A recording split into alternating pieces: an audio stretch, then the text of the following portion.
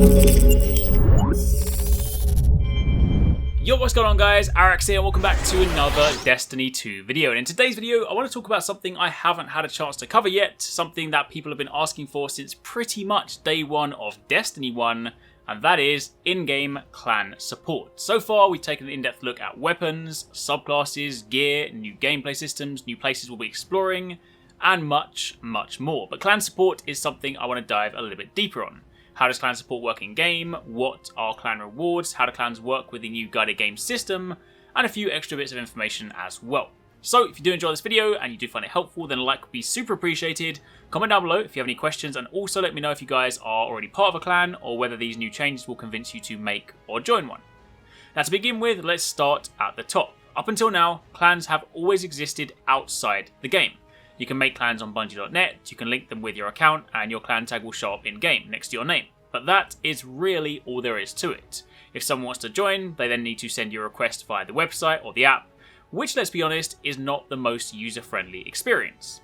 But in Destiny 2, that is all about to change. First things first, because I know this is a question a lot of people have asked, Luke Smith confirmed in an interview with IGN that pre-existing clans from Destiny 1 will carry over to Destiny 2. So if you've worked hard to build a clan in Destiny 1, despite the lack of implementation, then that hard work will not go to waste. However, for those of you who have perhaps yet to join a clan, then thanks to the way they're going to be implemented in-game, that just got a whole lot easier. You can browse clans in-game and send and accept invites right from the menu, meaning joining a clan is literally a few button presses away. Each clan will have a name, a motto, and a banner. The clan motto is a short summary of what the clan stands for. However, I fully expect a lot of clans to use this to write witty or comical descriptions as opposed to anything remotely useful. But in practice, this could be used to help inform people's choices before joining. Think about, say, the clan Dads of Destiny. For example, they're a clan typically comprised of parents whose gaming time revolves around family, and as such, playtime is limited. You could use your motto to outline that so that anyone joining knows what to expect. You get the idea. As for the banner, this is of course a symbolic representation of your clan. Now at this stage, no details have been shared on exactly how banners will be made. I'd be willing to bet it'll be something basic where you select perhaps a top layer from a series of available images or emblems, with potentially a couple of underlying layers to give you some background, similar to say how emblems work in Halo. I do, however, very much doubt that we'll get a full-blown emblem creator, something similar to that found in Call of Duty, because, as I'm sure you guys are very much aware, that level of freedom often leads to the inevitable creation of explicit or offensive images. You know, this is why they say we can't have nice things. But whatever they decide to do, the cool thing is that you can then choose to further represent your clan in your character screen.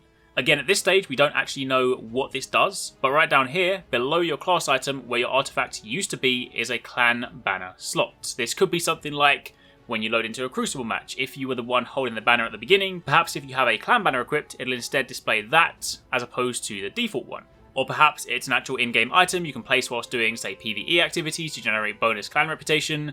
Again, right now we simply don't know, but that is yet another example of how clans are being further integrated into the game. Now on the topic of clan reputation, clans will also have levels. As you can see here, participating in activities will earn reputation for the entire clan. So if you have a big clan with lots of members, all of whom are out there participating in activities, then it's safe to say you'll likely be raking in the reputation. We don't have exact details on how this will work just yet, and whether it applies to absolutely every activity or just some, like Nightfalls, Crucible raids, etc. If I had to hazard a guess, I'd be willing to bet that clans will work in a similar way to factions in Destiny 1. General activities net you experience that goes towards the clan, and this then allows players to play different activities based on what they enjoy. What's important to note is that your clan level and rewards associated are something everyone in the clan can benefit from. So if you are part of a clan, but perhaps you can only play 2 or 3 times a week, meanwhile the rest of your clan plays every single day, the collective progress will benefit every single member, making it a team effort to help the clan level up. Again, right now we don't know what clan rewards will be. I'd imagine something like an emblem is probably an easy win. Hit something like level 5, get an emblem that your clan can wear to show their progress. But here's hoping it goes a little bit further than that, shaders, armor, or even weapons. I mean, since clans are fully integrated in-game and clan rewards benefit every single person in the clan, while I appreciate not everyone will want to join, they are more accessible than ever. So for the diehard clans out there, the ability to earn some cool gear could be pretty sweet. However, what's interesting is that there's also this mention here of seasons, currently listing Season 1. Now, it may well be that clan levels reset on a seasonal basis, in turn giving them an incentive to grind per season. I mean, that'd likely be a way to make things a little more accessible to everyone. Instead of having one clan that plays every single day and ends up hitting something like rank 99, meanwhile another clan is slowly working towards, say, rank 10. If it worked like seasons, then sort of like how Iron Banner, every single time it comes around, your rank is reset to 0, and you then need to work your way back up to rank 5. If they do this, then they could create a new set of exciting rewards per season, establish a hard cap, something like rank 10, 25, 50, who knows. And again, that means clans then have something to band together for on a regular basis in an attempt to earn the next season's rewards. Either way, whatever they decide to do, know that joining clans is definitely going to be an important part of Destiny 2, so if you're not in one, then it's probably going to be worth your time to join one. Now, jumping back to the clan page for a second, a couple more things to note here. There is a message icon which could either be used to simply manage, accept and send clan requests. However, it's possible that it's instead used as a clan-wide messaging system, a means to let your clan know what's going on at a certain time. Perhaps you're planning a raid and want to let people know when to be online, or perhaps you're playing some Crucible games and want people to band together. Again, right now that's just speculation, but that is clearly visible there. And below that, you have a settings wheel, which will obviously be used to tweak clan settings, motto, perhaps banner, etc. So, now we've spoken about clans and clan rewards, how else are they going to be useful? Well, guided games is the answer. If you saw the reveal livestream, you'll know all about this, but if not, then guided games is Destiny's answer to matchmaking. For a long time, people have wanted matchmaking for Destiny's endgame content, namely raids, trials, and nightfalls.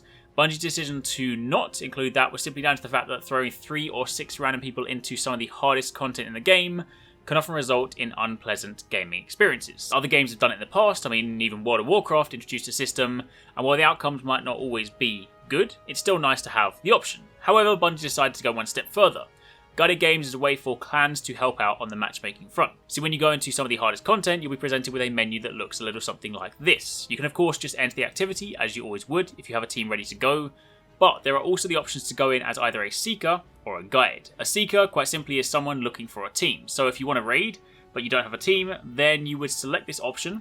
What would then happen is that you will be matched with a clan looking for a player.